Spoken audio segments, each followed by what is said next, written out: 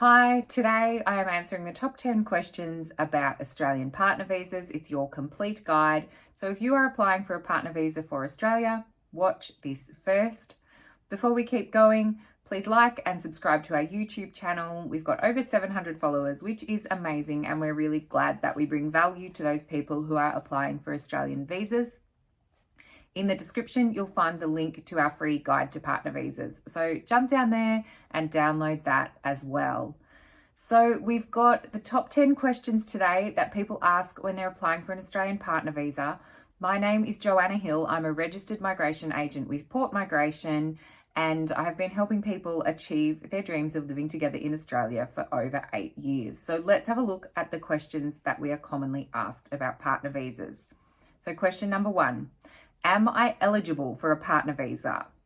Now, people don't always ask this first, but it's a really important place to start. So to get a partner visa, you need to be in a genuine relationship with an Australian citizen, permanent resident, or eligible New Zealand citizen.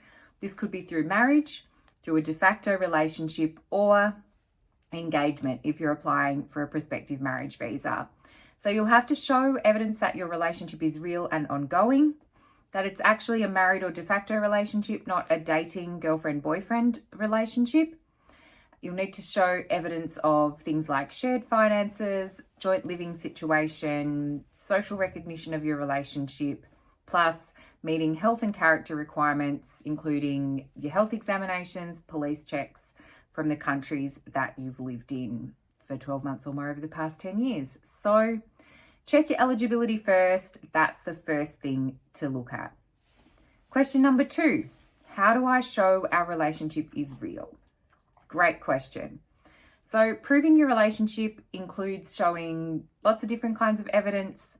It can be financial evidence it needs to be financial evidence through things like joint bank accounts, shared bills, the nature of your household, so rental agreements, how you divide up your living situation and your responsibilities in the house, your social relationships. So things can include things like photos and statements from family and friends, and then the nature of your commitment. So whether you're married or in a de facto relationship.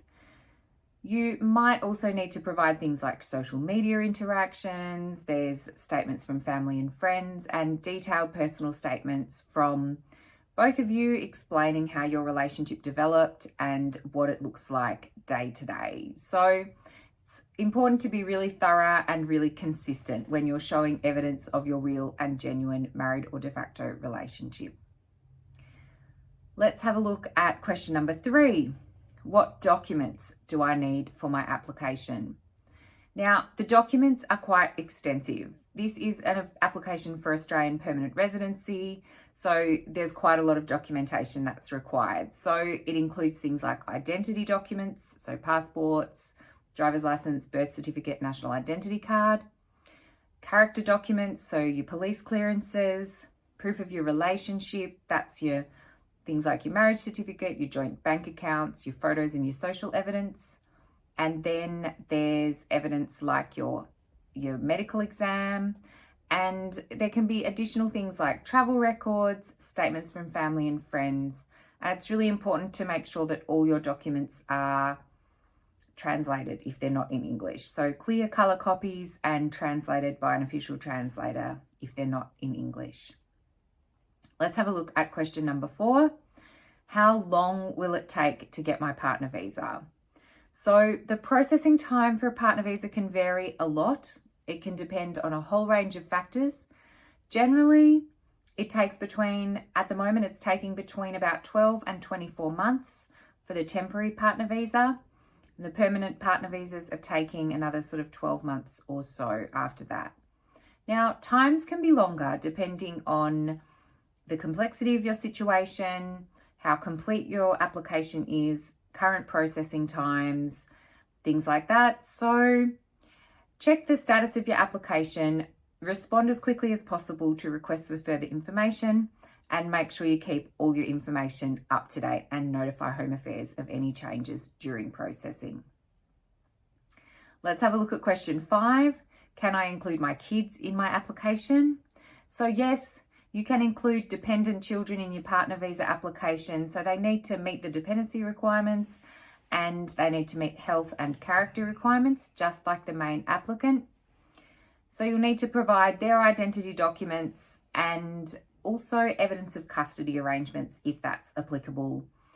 Including children can increase the processing time, especially if there's complex custody situations.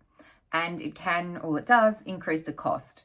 So make sure you're accounting for the cost if you're applying for a partner visa, and that you have all the documentation you'll need if there's complex custody situations that will relate to including the children in the application. So question number 6, do I need a health check for the visa? The answer is yes, you will. An application for an Australian partner visa is an application for permanent residency. So it will include a health assessment, things like chest x-ray, a medical exam, possibly other tests depending on your age and your medical history. So meeting the health requirements is a requirement for the visa, and you need to get the examination done by an approved panel physician either in Australia or outside of Australia. And then the results are sent directly to Home Affairs. So if you use a migration agent, we don't see your health results. They go directly from the doctor to Home Affairs. You get instructions on what's needed for your health examinations after you've submitted your visa application. So question 7, this is a big one. What if we break up while we're waiting for the visa? So relationship ups and downs are part of life. If your relationship ends while your partner visa application is being processed, you need to inform the Department of Home Affairs straight away. So most likely your visa then won't be able to be granted, but there are exceptions. So if there's domestic violence or if you have a child with your partner, there's a few exceptions like that, which may mean you're still eligible even if the relationship is no longer, even if the relationship breaks down. So provide full details of your situation to Home Affairs and consider getting legal advice. So this information in this video is general information only. So make sure you get advice that's applicable for your particular situation. Question 8, how much will my partner visa application cost? I've recorded a whole video on this, which I will link here.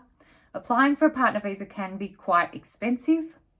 So currently when I'm recording this video, the base application fee is $8,850. Those fees increase on the 1st of July each year, and we will put videos on our website on our YouTube when that happens.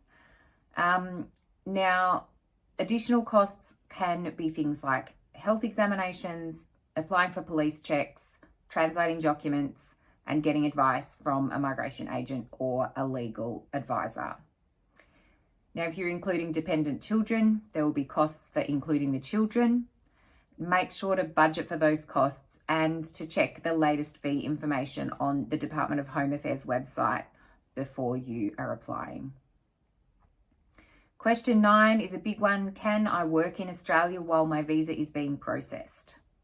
So if you apply for a partner visa while you're in Australia, you'll usually be granted a bridging visa A, a BVA, which will start when the visa that you hold expires.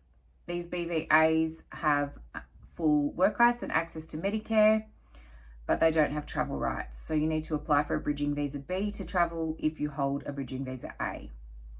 If you apply from outside Australia, then you can, in lots of circumstances, people can travel to Australia holding visitor visas while they wait, or another visa, while they wait for their partner visa to be processed.